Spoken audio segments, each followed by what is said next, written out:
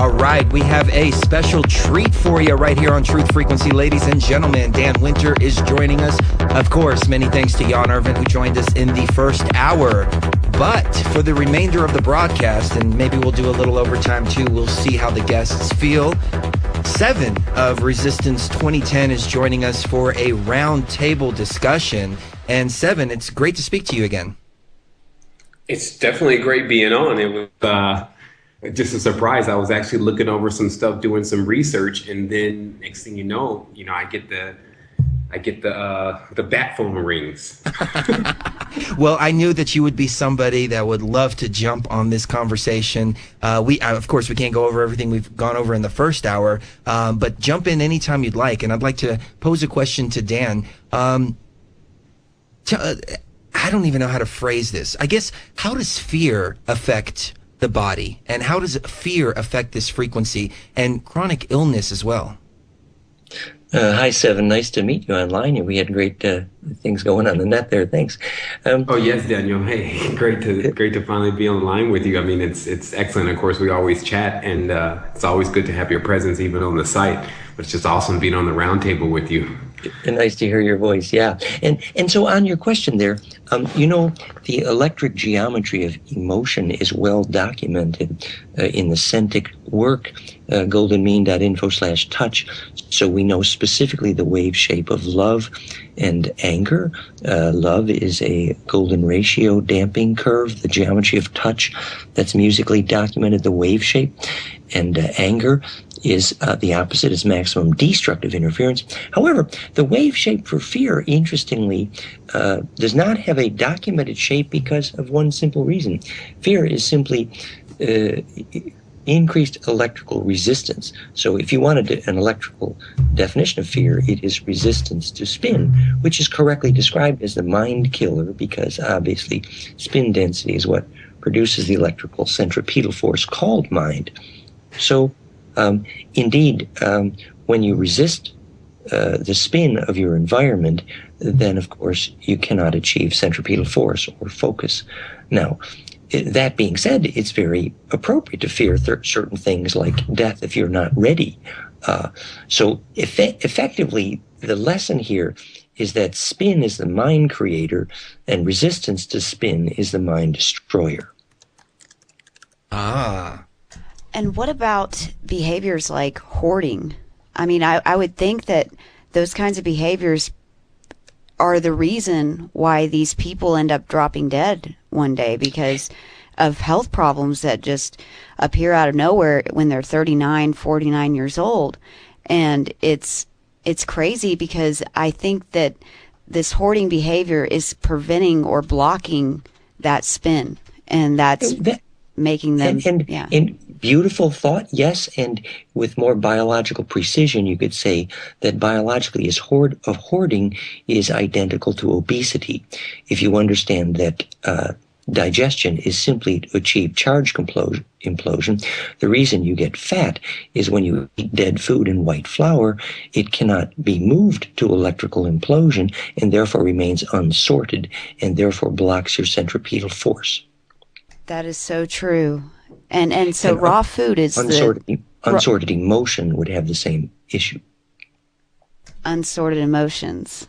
Yeah. Yeah. In other words, everything needs to be part of perfected implosive compression, or it can't go through the wormhole.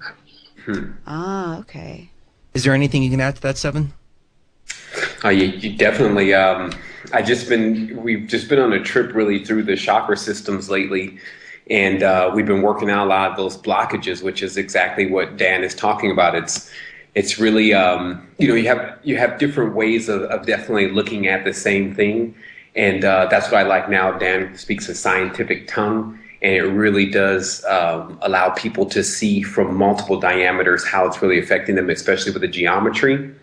What we've been doing now is isolating many of these chakras, especially the root chakra, where a lot of that energy is tied up at. And that chakra area really corresponds to when the individual is between 1 and 7. And that's a lot of where the scarring starts to take place, or the warping starts to take place, where the energy is completely offline with the person by the time they reach any stage of puberty. And I've also been getting a lot of information. I mean, of course, the world now is, I would say that it's just really our job and our duties to get to these people, to explain to them in any way, in the different ways that we can explain things, what exactly is going on. And man, I was just recently looking over the Olympics.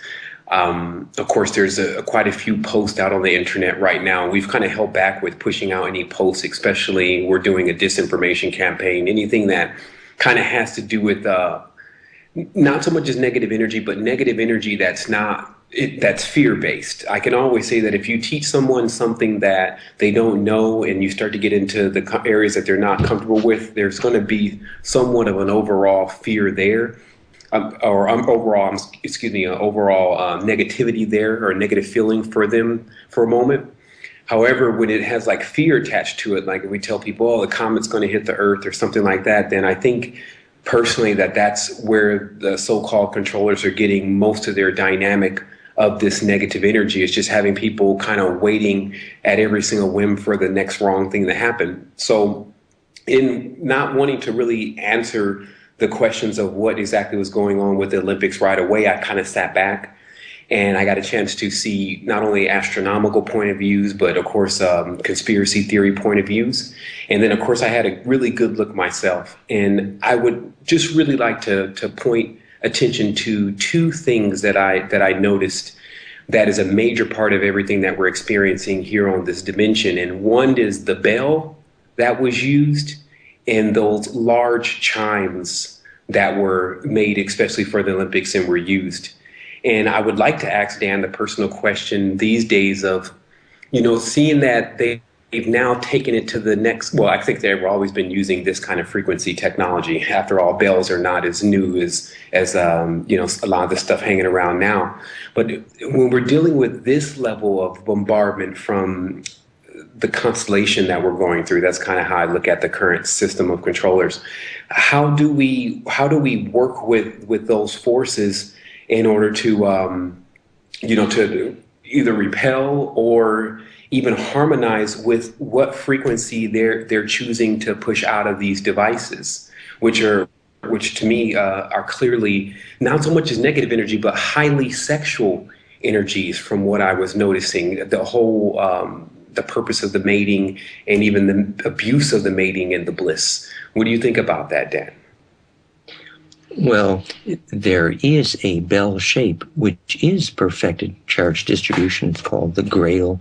The 3D equation is at goldenmean.info/Grail, and the physics of the bell ring is part of the Centix work. So in a sense, the infinite wave is a perfect bell. There can be the possibility of entry into perfect wave distribution in the bell shape called the Grail cup. That being said, the opposite of fear is the way in which memory or emotion is prepared for death or bliss or kundalini. It's all the same.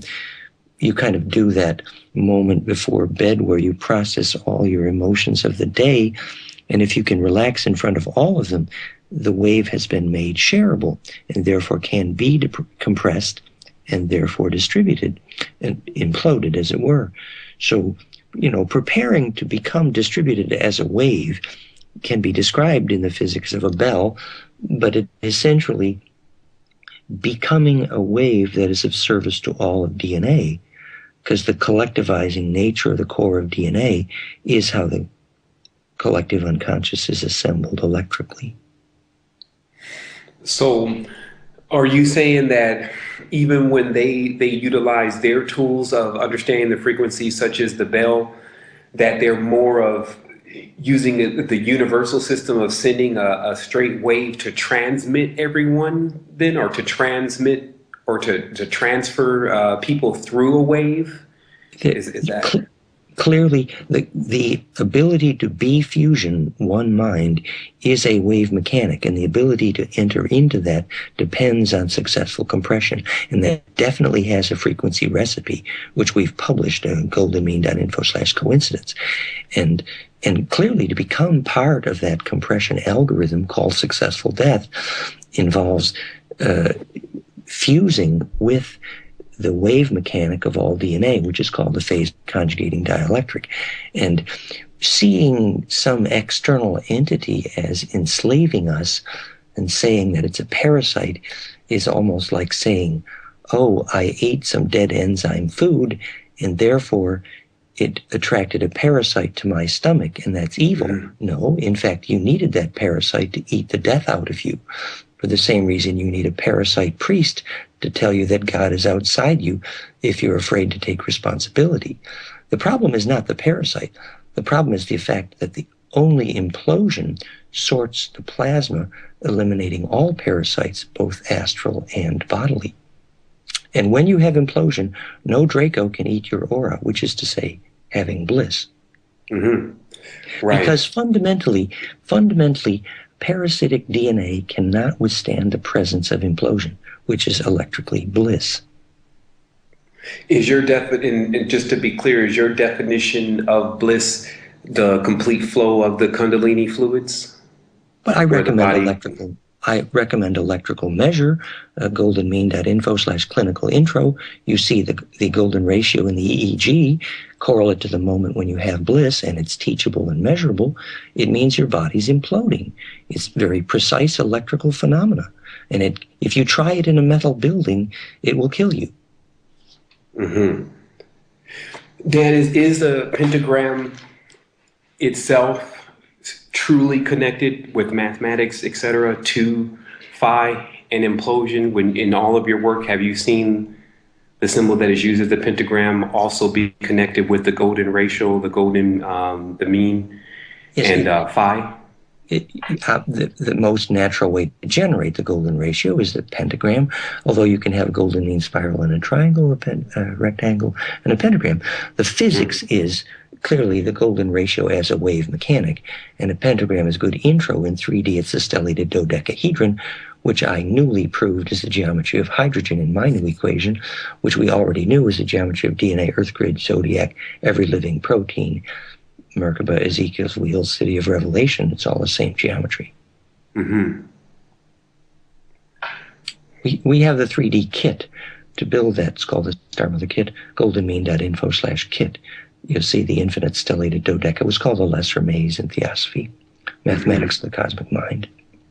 Wow, amazing. You talk about the afterlife and surviving death. Can you expand on what your views are of the astral world or afterlife, and how can one develop their ESP of these places before death brings us there? How is death survived? Great question. It's clear lucid dreaming predicts ability to die well, and practicing lucid dreaming is an electrical engineering issue. A magnetic map of your bed is a good start. The dreaming tracks are measurable magnetically because that's where your dream goes. If you sleep over water, your aura is going to go down that river. So clearly you have electrical issues to learn to begin to propagate your plasma. In 9 Faces of Christ, the number of organs of perception you could take with you in your dream grew as the phase coherence of your aura increased. And that tells you a lot about what you're going to take with you when you die. Now, when Korotkov measured the plasma of a ghost and watched where he went at death, that's how he learned to measure sacred space electrically. He followed the Kogi to where they made phone calls to their ancestors and measured the air. And sure enough, it's phase conjugate or fractal or charge distribution efficient. So a druid phone call is an introduction to where you can enter the collective unconscious. And all that is this electrical engineering hygiene to successful death.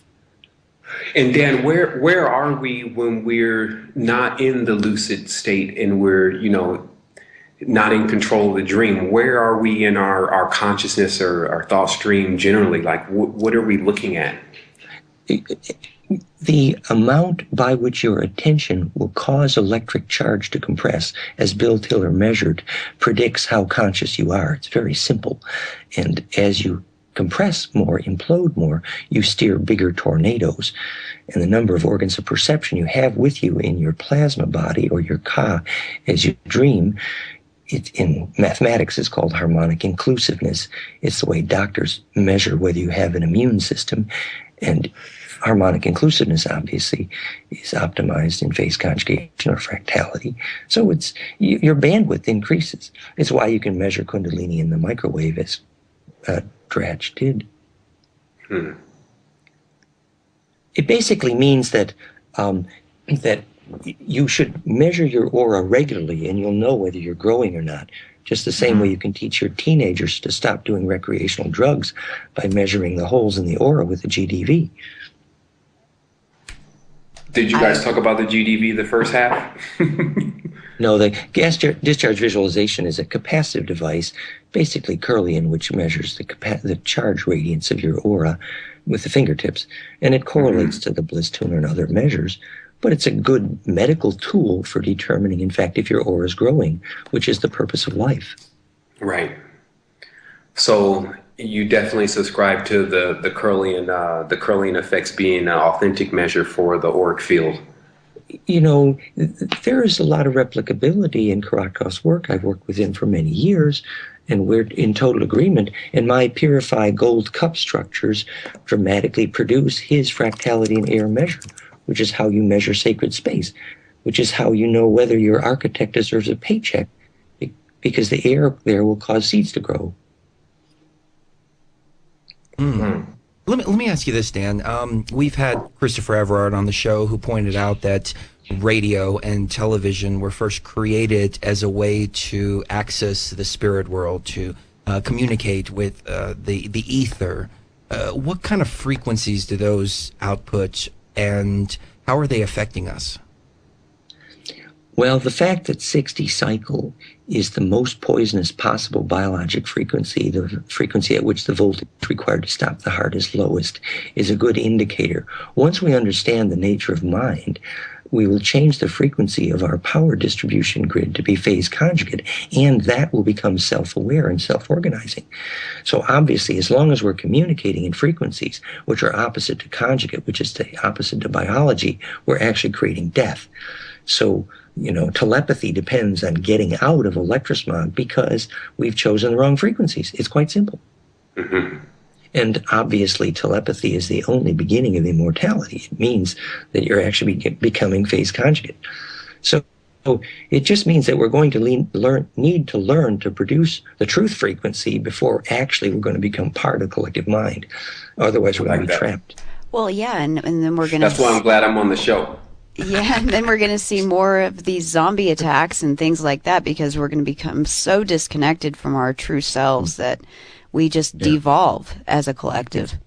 People need to understand how practical that is. It means that if you have more than one transformer from any gadget near your body, it will inhibit all digestion and all focus and all dreaming. Dan, don't you transfer that energy by contact at a certain point where when one person has achieved the harmonic wave, can't they spread that to another individual almost like a Shekinah or something? That's a beautiful point. It's exactly correct. Human bliss and Kundalini are contagious, and they have critical mass for exactly that electric reason, yes. And that field is totally dependent on electrical engineering concerns like the nature of the electrical environment. For example, steel and aluminum buildings are poisonous to all of that. You know, go ahead. I'm sorry. I'm sorry. I'm like a kid here. Yeah, I know you are. No, it's okay. He's the only one I can really ask. Oh, I know. He's a wealth of information.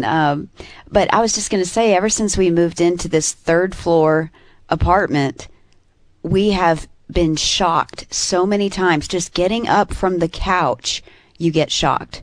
Just walking into the next room and touching the wall, you get shocked. It's every day. And what is that doing to our fractality? Well, obviously, it's poisonous to all of your spirituality. The electrostatic nature of that is a pure disconnect from ground, which is to say fractality. So you should eliminate all the electrostatic material and provide ground access, clearly, real stone, real wood. Steiner had it correct. The children should touch only natural fabrics, stone, and wood, and never touch plastic or synthetic or metal. And there are profound electrical engineering reason for that. Steiner called it projective geometry and etheric formative force because he didn't know what a capacitor was, but he had good intuition. This reminds me of when they say they discovered the UFO, but they didn't want anyone to touch it because it would then transfer all of what it was and everywhere it had been to the individuals that touched it. Yeah, or the electrical hygiene required to touch the Ark of the Covenant was capacitive. It was a device which could contain radioactivity successfully, a physics we desperately need to learn. Isn't that something to do with meteorites then? I mean, seeing that we're talking about that, because I was just thinking crystals first, but in this case with the Ark and all of what that encompasses, which I've definitely followed for a prolonged period of time, I wanted to ask a question about how our magnetic field, or this field, charges other organic devices such as crystals, and what could be the purpose of that connection. Key is the same thing that eliminated the radioactivity in the Ark is what made the gold powder. That was the engine for gold powder. That's one thing that Lawrence Gardner got right. And it's simple. When the field is centripetal, that is the opposite of being radioactive. And that centripetal force can be generated magnetically, dielectrically, or optically. And in every case, it's called phase conjugate. There's a frequency recipe and a symmetry to that. It's both molecular and atomic. I want to talk about some of those devices or structures for the bed, and getting people into the proper field and grounded at least when they sleep. Because most people are working their way out of the sludge to be able to get complete control over their spheres and environment. But for now, it's like most people have control over their room. You've got some links on those. It's the most important spiritual thing you can do to make a magnetic map of your bed. And if you can't feel a magnetic line, you cannot feel in general. So you start there. It needs to look like a rose, living material, etc. And if you know where the magnetic lines crossing your bed go, you know where you're going when you dream. See, Dan, he's giving it all to y'all right there. It's right there. Because the dream, like he said before, the lucid dream prepares you for death, and you don't actually experience it. It's like you just go into another lucid dream, and then I think they call this a professional reincarnator. Now, the new term. When you're lucid in the dream, you're tracking the phase velocity of the wave through the speed of light at center with your attention, what used to be called Tron or Time Lord. And if you don't develop that ability, it's like a rose that never blossoms. I want to ask you a question, Dan, just on a real personal level. Why did it seem like it was easier to lucid dream when attached to a religious faction than it is when you're devoutly in a religious faction versus when you're not attached to a religious faction at all? That's just something that I personally experienced, but when going through the Gnosticism very heavy, I was lucid at least 4 times a week, and I was, being caught up in the dream and show different things. Like, why is that more active then? Spiritual lineages have a plasma egregore, and initially you don't have the inertial critical mass to do that by yourself. It's very appropriate. But you need to be aware of where the spiritual egregore goes. For example, Yahweh, sometimes called Enlil, who was the largest parasite in the solar system behind the Jewish religion, is like feeding souls to the mouth of a hungry ghost. So that is really what's going on behind the diaboli, as they call it. That's just it's drinking energy. Well, remember that our Anunnaki Draco ancestors, most of them were plasma parasites and had lost their soul, like Enlil particularly, whom Anne Rice properly calls the father of all vampires, Enkil, sometimes called the Grim Reaper. It's the last mouth vortex you see at the moment of death before you go through the center of the sun. That's definitely authentic. I've heard part of that, but the rest of that is definitely very, very insightful, and it's important. Like, it's actually the key to this entire thing, also for millions of people being under the dominion of those kind of energies, and for whatever reason. I guess it's just like, so what happens, Dan, when a person gives up their spiritually, like, you can see how it would happen, of course, because a person doesn't really know any better, and this is a particular entity that is basically hyperdimensional. So, like, how does a person work? I mean, what else is there to work with? Is what I'm asking. You need to know that a soul, like everything in physics, is a tornado, and it's edible, and you can lose it. And if you've lost the ability to make coherent glandular motion, like most of our Draco ancestors. We're skipping this break. Please continue. Well, just Enlil Yahweh was not the half-brother of Enki Sam Nudimud Ea. He was an unsuccessful clone, as Anton Parks correctly reports.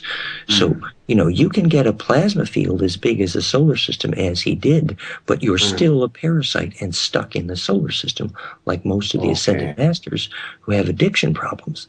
So the only way you actually get through that is through the center of the sun.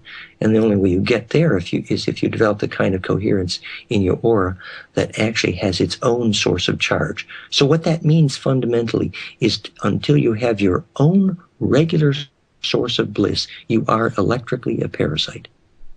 Did anyone come up with the cure for these? Like when they told Enoch to go up and give a prayer before God to tell the Watchers, to forgive the Watchers for their situation. Has there ever been a situation for y'all to bail? Well, remember that we are a vaccine for a galaxy war. And so as we overcome the parasitism of the Draco, Uru, Anunnaki, Somer, we in fact develop the vaccine for what has been, a million-year conflict in the galaxy. And even that is rather beautiful because, in fact, the reason they had the genetic catastrophe is precisely the Groundhog Day of our own situation. Addiction and living in metal structures.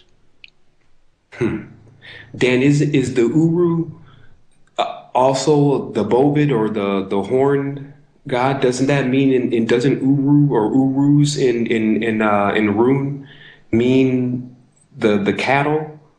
No, it doesn't. Uru, the quintessence of the Uru blood, you can see the graph at goldenmean.info/dragonscript DNA. Uru means of the ancient dragon blood, which means of that plasma lineage. It doesn't mean good or bad, but the horns were simply what happens in the ventricles when you have Kundalini, like Lucifer and Moses. Okay.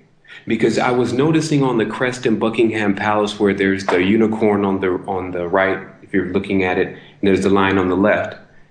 And this was just very interesting. It just saw something in this that I don't think anyone had, or not a lot of people have seen, but in the middle there is a crown, a larger crown. Well, what happens when the ventricles liquid are pumped with the phonon of Kundalini is the liquid become crystal and the ventricle horn extends, which makes you plasma projective. Lucifer, Enki, Moses. It's simply plasma projection completing its necessary circuit. Eventually, that plasma looks like wings, called archons. Okay. All right, now we got it. Okay. Jeez. I mean, Chris, are you still there? Yes. I'm just sitting back in awe. This is amazing. And Dan, I have a question. If you can go back to dreams, and you mentioned the zombie attacks too, and forgive me if this question is elementary, but my entire life I've had dreams of being in a zombie apocalypse, literally, and I've always been in control of these dreams. I've always run around chopping zombies' heads off or whatever. And now here we are in 2012 and we are actually seeing zombies attacking people. Last night I had a really interesting dream. It's been a while since I've had one of these dreams, but again, it was a zombie apocalypse type scenario. It felt so real that I actually got up and looked on Google to see if there were more zombie attacks. What, in your opinion, is causing, first of all, the zombie outbreaks and people wanting to bite each other's heads off, but this whole, the dreams that have been repeating? And I know a few other people that I've spoken to also have these similar dreams as well. Well, remember, there's two sides to being human. On the one side, the Dracos who genetic engineered our ancestors used humans for snack food and slaves exclusively. On the other side, because we got some of their best DNA, as Anton Parks reported, we have the plasma potential to make a soul what they could not do. So you have a choice: either get an extremely plasma coherent aura or be a slave in snack food. And that depends on discipline and hygiene, actually. If you have a core community with critical mass that lucid dreams together, then you have the critical inertial escape velocity to not be slave in snack food. But that means the soul group learns to lucid dream together, and they have power. What about the collective consciousness, though? How does that affect? I mean, we have individuals like yourself, Sevan, a lot of our listeners who are extremely enlightened and have a good understanding of this. But unfortunately, we are a small minority. And it seems like the collective consciousness does dictate what reality is like. Yeah, but we have an education solution. Education is critical mass. There are 200,000 films of me teaching on the web, and I'm only one. So our problem is education. And once enough people realize the truth, then the fact that our aura is the solution to our being enslaved, when we grow the aura, the choice to follow your own bliss becomes politically the most important decision you ever make. Because that's when you have a body polis, a bliss body, a ka. Is there also another community of individuals that have obtained bliss? Basically, in multiple communities in the universe of individuals who've obtained harmonics. Is that what's really out there? There are advanced civilizations all over, Arcturian, for example, Aldebaran, but the genetic diversity of this planet exceeds all others.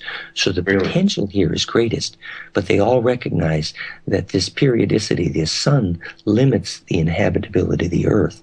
So it's normal that much of the Earth's population is lost when the sun does what it's going to do, which is the perfect opportunity to learn how to die well, actually. It's the perfect sorting. And so, yes, all eyes are on us, because the extent to which we get our glandular hygiene up to bliss velocity, our glands switch emotions faster than any other culture in the galaxy. That means that our potential here is greater, actually.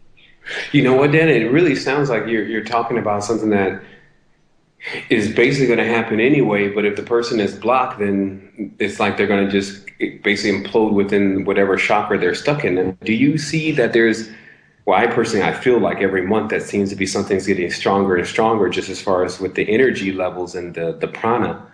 Doesn't it seem like the universe is kind of like pushing us at this point where there's going to be some level of like a wave coming across the planet, and if you're used to handling energy, you'll kind of course right through it properly. But if not, it's like gonna like you called it, get burned out, like your DNA get burned out. Yeah, the physics of the rapture is a phase conjugate pump wave, and that's why guns will melt, because anything that's made of steel and aluminum, which is to say not compressible, will generate heat. That's why cities made of steel, aluminum, and square metal grids are the first place to die. It's the same reason that tornadoes kill metal buildings first.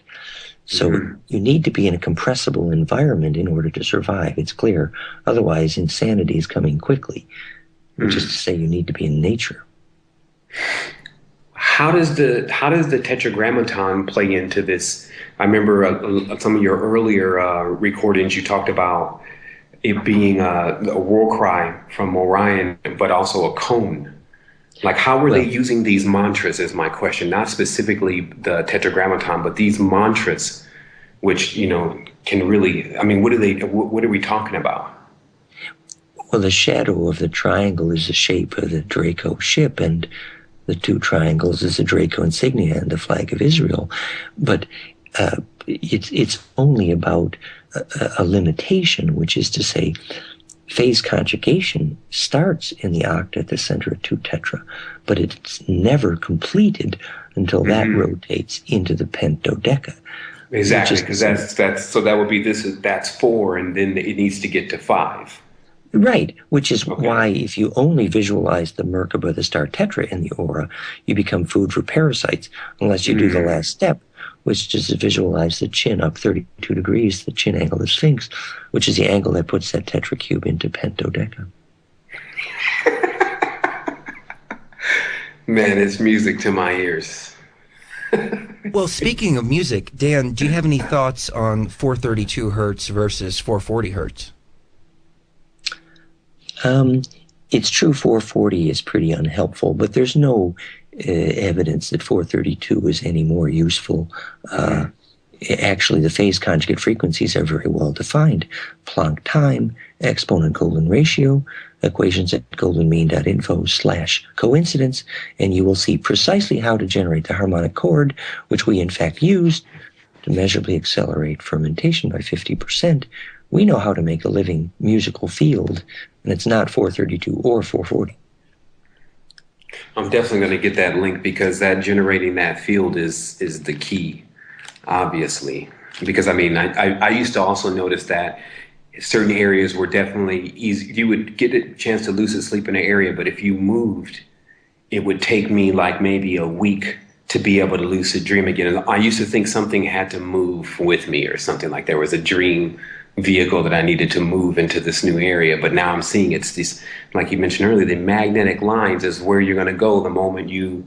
So Dan, what do all these pyramids have to do with these magnetic lines? Like were these like basically vortex gates for what civilization? Because it seems like for the last 2,000, 3,000 years, it's been like the Kali Yuga. In the book 2/3, they explained that by putting the Dolmen pyramids and Cydonia on Mars at tetrahedral latitudes, you modulate the spin rates of planet to phase lock zodiacal spin, and that conjugate cascade defines gravity and thus atmosphere maintenance, what they called planet taming. So you're talking about the domestication of Nimrod itself, like where the actual beast becomes tame. Well, planet taming in that sense meant that if you have too much gravity, you can't have life. If you have too little gravity, you can't have atmosphere. You walk on that tightrope by nutating the planet's spin more accurately to embed zodiac spin, and you can only get leverage by the tuning timing weights, pyramids, at tetrahedral latitudes. So we're talking about clock builders then, like. Well, you're talking about people who knew how to modulate spin rate to stabilize gravity, the cause of which is phase conjugation, the only way you can keep atmosphere on a planet. So do not trust any scientist too stupid to tell you why an object falls to the ground to tell you how to fix your planet. Well, so in the basics, you're saying like the pyramids are like the piece of lead on a wheel to change it, to wobble it, or to balance it out to a certain degree. That's right. As the grid becomes more conjugate, it becomes more centripetal, as Bruce Cathy proved why you can predict the only places nuclear reactions can happen. Ultimately, you make the planet centripetal is the only way to hold atmosphere. As the Maya correctly said. Okay. Just that one part there. You said it makes it the only place that nuclear explosions could happen. Or you mean that our environment was, in other words, kind of developed to be able to hold that kind of energy? Well, you can statistically, nuclear reactions require critical mass, which varies by fractality on the grid. So you need to be a fractal place in space and time for the critical mass to work. And the same physics of centripetal compression makes gravity and therefore holds atmosphere. I was going to point out the Mayan analog, only if the dream spell of the old ones is alive and awake in symmetry space, do we avoid being blown away in the magnetic wind of the sun. A dream spell is the physics of a field that's centripetal, a dream. So it's like a mandala. It's like a hard core. If you want to stay, if you want to not get blown off in magnetic dust, i.e., forget about you were here before and all of the magnetic wiping, then you have to have something to anchor to, and that's what the ancients built. And that's what the discipline of putting that in your mind was about. The flame letter physics origin of Hebrew and Sanskrit, goldenmean.info/DNA ring, is the spiral in the donut whose shadow is every alphabet's only plasma. And if that angle is correct, your brain becomes centripetal, and that means you can hold plasma and aura. And that then is called dream spell when you can hold your atmosphere together. And that's almost really what the lucid dream is. You're holding both planes together without. So basically, you're creating an atmosphere. There it is, right there. You're creating that field where it has the perfect gravity. That's right. The two hemispheres are pine cones that kiss noses. The symmetry of phase conjugation, and that starts a centripetal force, and that's the origin of all alphabets. And eventually, that would of course make the Megan star, the Star of David. Let me ask you this, Dan. What do you think about these two cones within themselves? So, are they never necessarily dual principles? Are they just two? Can they always be seen as just two energies that are combining? Like in our body, do we have two poles in our body combining, or is that just an illusion? It's the same reason why the north pole of a magnet reduces pain and reduces healing rate, because it is centrifugal and negatively time biased, whereas the south pole of a magnet will always increase pain and healing rate because it is centripetal. So the net bias of the two tornadoes toward being centripetal or centrifugal is what you call plus and minus charge, otherwise known as yin and yang. So it's the direction. It's the direction. It basically, if the tornado is going in or out, is what you call north or south or plus and minus charge. Okay. And the fact that that's time biased simply means that time travel is the acceleration or deacceleration. The direction of our clock, Dan, what direction is that? Like our wall clock? What direction is that really taking humanity? The most important thing to know is that when you phase conjugate a dielectric, you can time reverse steel that has rusted back to where it's no longer rusted. But in fact, you cannot go backwards in time ever except to a more ordered state. So all time reversal, the fountain of youth, the Garden of Eden, which was just an electric field to produce immortality, all of that can only take you back to a more ordered state. And that's well defined in the physics where phase conjugate optics produces time reversal. But few people know that it applies to immortality devices like the Garden of Eden. Whoa. What about the theory of time travel where you don't actually travel back in time, but rather you travel to a dimension that's similar to this dimension that happens to be in a different time period? So dimensions are only a name for how many axes of spin symmetry of charge can be superposed, which is optimized obviously in dodeca, and DNA is the climax of that. And so to exist in another dimension only means that more spin symmetries can be superposed symmetrically. And so all of time travel depends on exquisite phase discipline. It means that if your DNA is not braided recursively, what they call boson 7 at Montauk, or microchloridians in the blood in Star Wars, it means your DNA simply is not capable of implosion, and therefore plasma projection to superluminal phase velocities. It all depends on golden ratio. Dan, what are the forces or the powers that be utilizing to continuously keep these matrices reoccurring?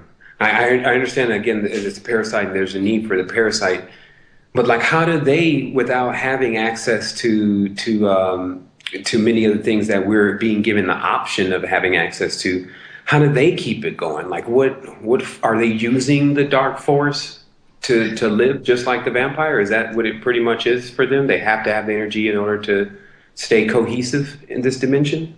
Remember, after the Draco-Borg culture had the Nephilim genetic disaster, their DNA could no longer implode, no memory through death, no long-term memory at all.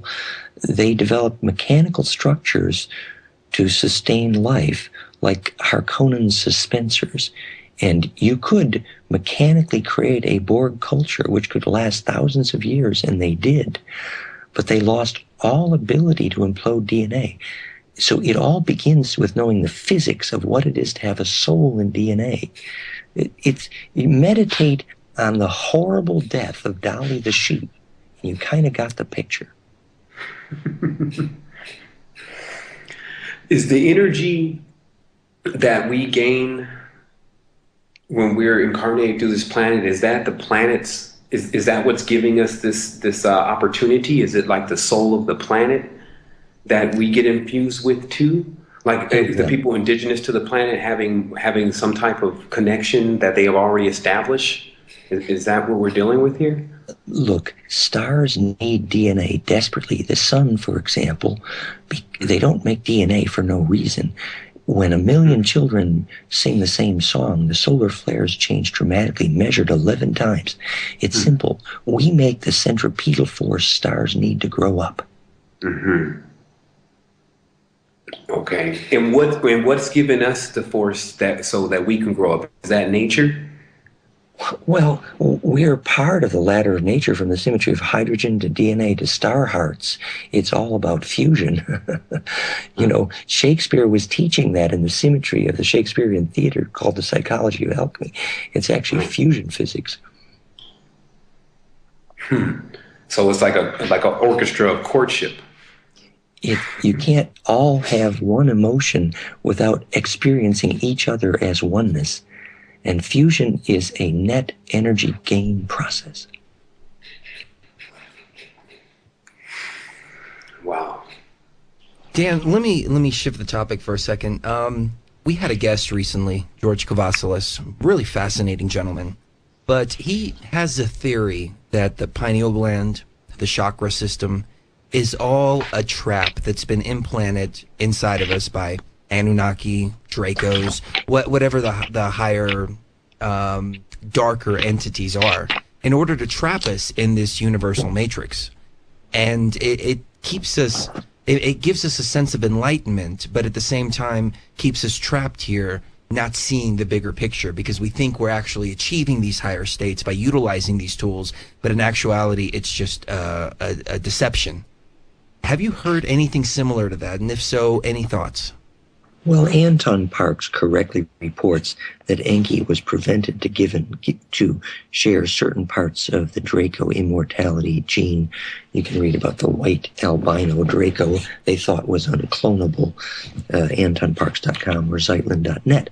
However, the fact is that if we develop a certain critical mass of bliss, then the plasma container can implode. The fact is, Los Alamos plasma physics discovered that 9 donuts, one above the other in plasma, is the only way to self-organize. goldenmean.info/whale dreamers. And that is the reason you have 9 steps of Palenque and the pagoda and Dante's Inferno and the 9 golden tetra called Sri Yantra. That there are 2 donuts above the 7, and when you feel your pineal burn, as you do in Kundalini, those other 2 donuts form, the Anunnaki 9 and the Ennead of the Greeks and Romans. It's all about the plasma symmetry of 9. So the archetype vehicle that became a plasma container for a gene pool, the Anunnaki 9 and the 9 from Puharik, is good physics, because it is plasma projective and therefore empowering on a stellar scale. Right, and it sounds like to me that being able to obtain that stellar scale would actually be able to come to terms with all of what we're experiencing in the reality, and then to basically eat it, to neutralize it, to like the little girl says, "Daddy, am I going to grow up to be a star?" Her father's an astrophysicist, and when he does his physics right, he answers yes.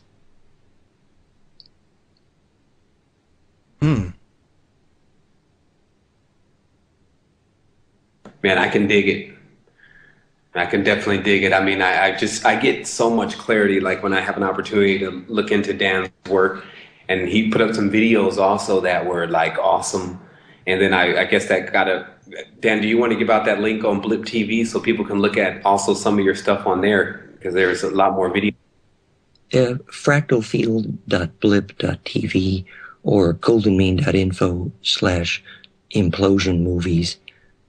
We have thousands of films. We just made a new series on fusion in Turin. We'll be sharing more. I think I'm gonna go to bed here. It's about 5 a.m. here, but it's been nice talking to you guys. Oh, No worries. It's Absolutely. been fantastic. You're a wealth of information, like I said, and we just really thank you for coming on. Thank you. Yes. Let's all become shareable waves. Yeah. Totally agree with that. Very nice. Anything you want to leave the audience with before you go? Did you say a last thought? Yes. Oh, just look, really, the hygiene is the bottom line. You don't need the theory, you need the hygiene. Live food diet, do your yoga, and live in a natural environment, and your aura will grow, and you'll hear your inner voice, and you won't need me or anyone. Very nice. We appreciate your time, Dan. Thank you. Blessings. Definitely. Take care.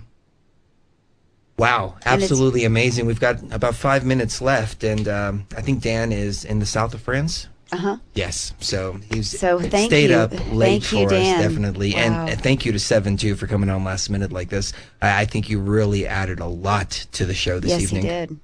And the honor was definitely mine. I'm a big fan of Dan, and he's always been a person he knows. Uh-huh. You know, if you can understand what he's saying, you can get it. If you can go through that path of understanding it, he's got it.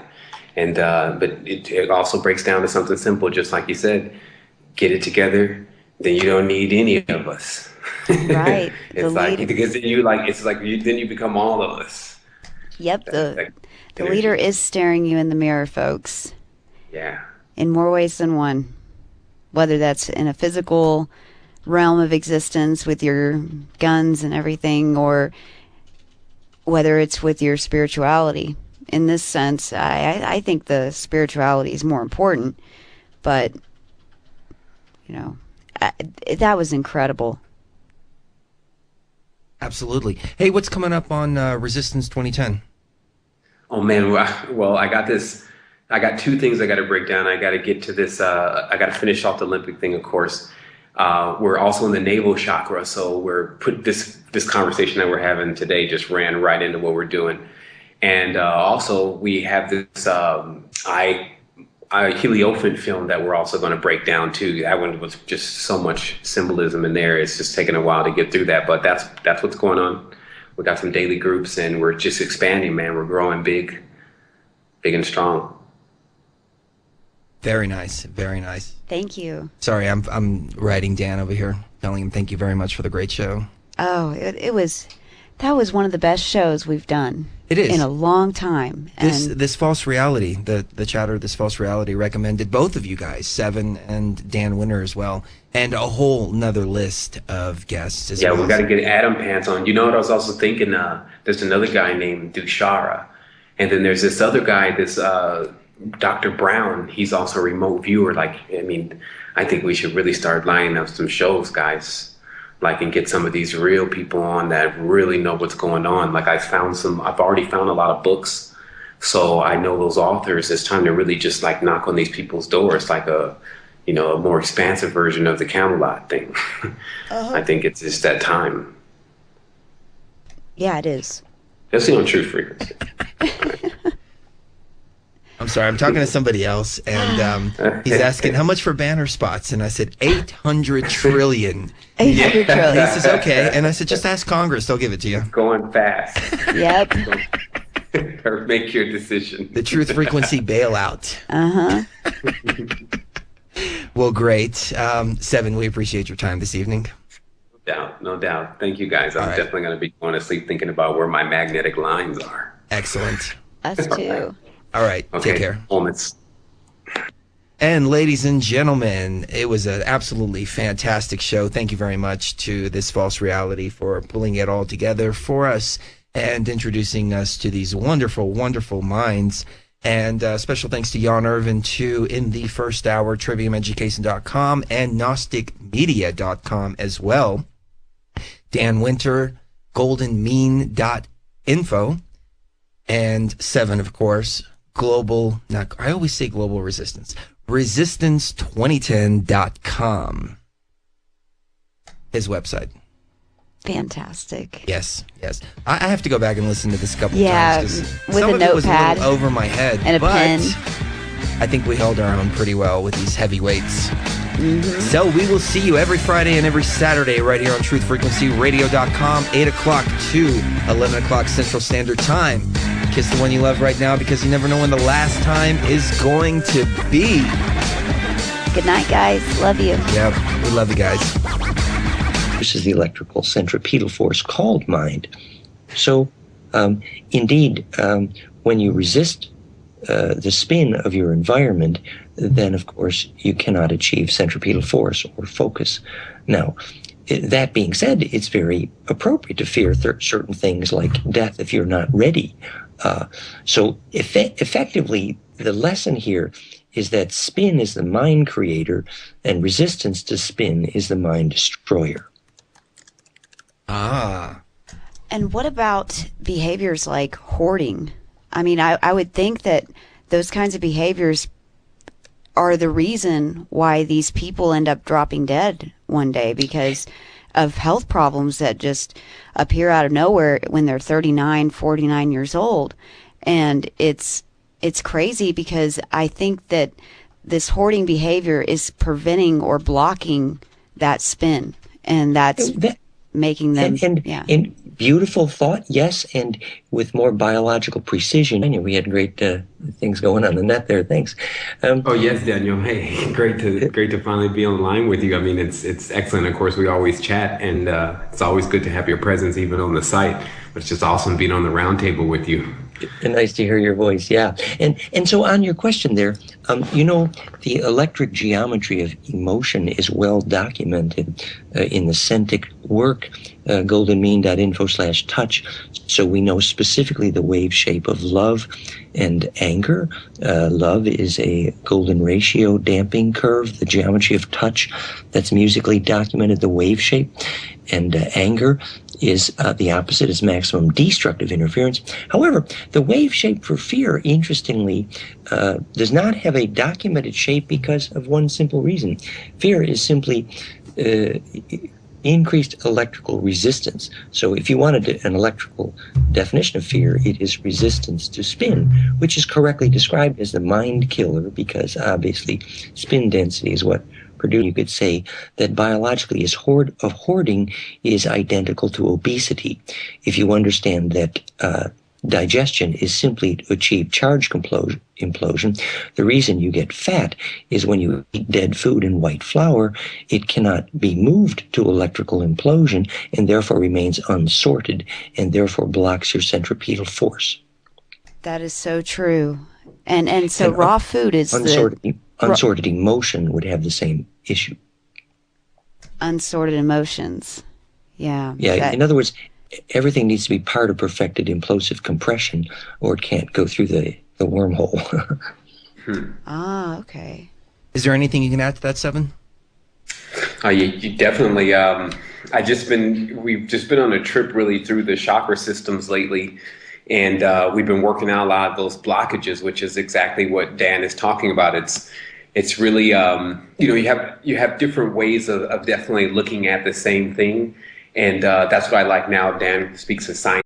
All right, we have a special treat for you right here on Truth Frequency. Ladies and gentlemen, Dan Winter is joining us. Of course, many thanks to Jan Irvin, who joined us in the first hour. But for the remainder of the broadcast, and maybe we'll do a little overtime too, we'll see how the guests feel. Sevan of Resistance 2010 is joining us for a roundtable discussion. And Sevan, it's great to speak to you again.